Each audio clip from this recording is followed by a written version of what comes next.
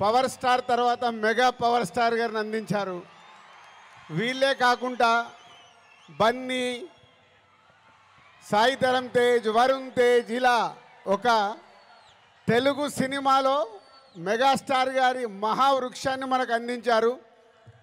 So దానికి మీరు వెనకాల ఉండి అభిమానులు కానీ 40-50 సంవత్సరాల నుంచి మెగాస్టార్ గారికి తోడుగా ఉంటూ ఈరోజు రామ్ చరణ్ గారి cutout 256 feet world record cutout పెట్టి మరొకసారి మీ అభిమానాన్ని చాటుకున్నందుకు ధన్యవాదాలు.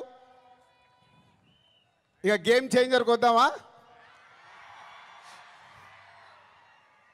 సో నేను విజయవాడ రావడానికి వీళ్ళు అడిగినప్పుడు 29కి సరే ఫ్రీ పెట్టుకుంటాను అనుకున్నాను. బట్ రావడానికి ఇదొక కారణం అయితే మన డిప్యూటీ సీఎం గారిని కూడా కలవడానికి వచ్చాను.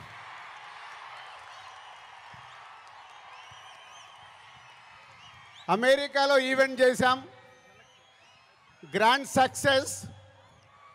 సో ఈరోజు నిన్న మీరు టీవీలలో చూసుంటారు, అక్కడ చూసిన వాళ్ళు అప్పుడు ఎంజాయ్ చేశారు. మరి అమెరికాలో అంత గ్రాండ్ సక్సెస్ అయ్యాక మన డిప్యూటీ సీఎం గారు ఆధ్వర్యంలో ఈవెంట్ చేస్తే ఎలా ఉంటుంది, దాని గురించి మాట్లాడదామని వచ్చాను. సో కళ్యాణ్ గారు ఇచ్చే డేట్ని బట్టి ఎక్కడ చేసుకుందామో ఆ ఈవెంట్ డిసైడ్ చేసుకుందాం. బట్ ఆ ఈవెంట్ మట్టుకు మామూలుగా ఉండకూడదు. మామూలుగా అంటే ఒక చరిత్ర క్రియేట్ చేయాలి ఆ ఈవెంట్తో.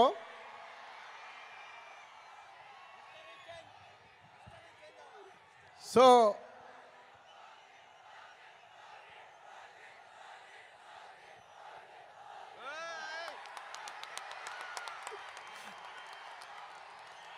గేమ్ చేంజర్ అయ్యాక ఓజీ మీదకి షిఫ్ట్ అవుదాం.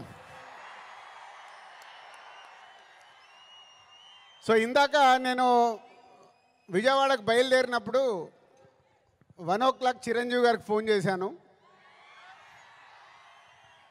సార్ సినిమా రెడీ అయింది, అప్పుడు మీరు చూశారు, మళ్ళీ ఫైనల్ది చూడాలి అని. సో ఇంటికి పంపి రాజు చూస్తాను అన్నారు.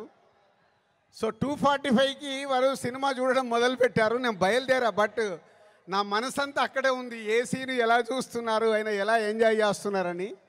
కరెక్ట్ ఇక్కడ వచ్చి కూర్చున్నాను, చిరంజీవి గారు ఫోన్. ఒకే మాట అన్నారు, సరే ఇట్లా విజయవాడకు వచ్చాను కటౌట్ లాంచింగ్ గురించి. ఓ అక్కడ ఉన్నావైతే మన ఫ్యాన్స్కి చెప్పు, సంక్రాంతికి మామూలుగా మనం కొట్టట్లేదు,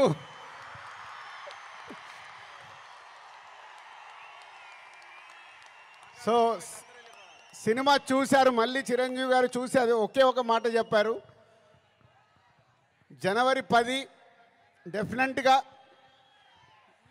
మీరు మెగా పవర్ స్టార్లో మెగాని చూస్తారు, పవర్ని చూస్తారు. 4 సంవత్సరాల క్రితం శంకర్ గారు ఈ కథ చెప్పినప్పుడే ఈ కథలో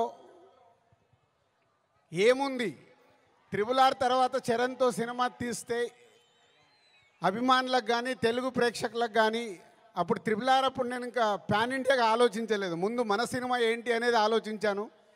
ఆ రోజు కథ విన్నప్పుడు ఏదైతే 4 సంవత్సరాల క్రితం ఫీల్ అయ్యానో, చిరంజీవి గారు ఇప్పుడు ఇందాక ఒక్కొక్క సీన్ గురించి మాట్లాడుతుంటే ఆనందం వేసింది.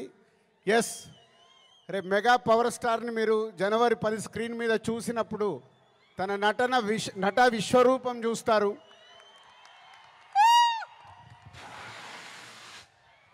IAS ఆఫీసర్గా, కొద్దిసేపు పోలీస్ ఆఫీసర్గా, ఇంకొద్దిసేపు ఒక పొలిటికల్ లీడర్గా ఉండాల్సిన లక్షణాలతో ఇలాంటి ఎన్నో దాంతో ఉంటూ శంకర్ గారి మార్క్ పాటలు, రేపు బిగ్ స్క్రీన్స్ మీద మీరు చూడబోతున్న 5 పాటలు దేనికదేలాగుంటాయి.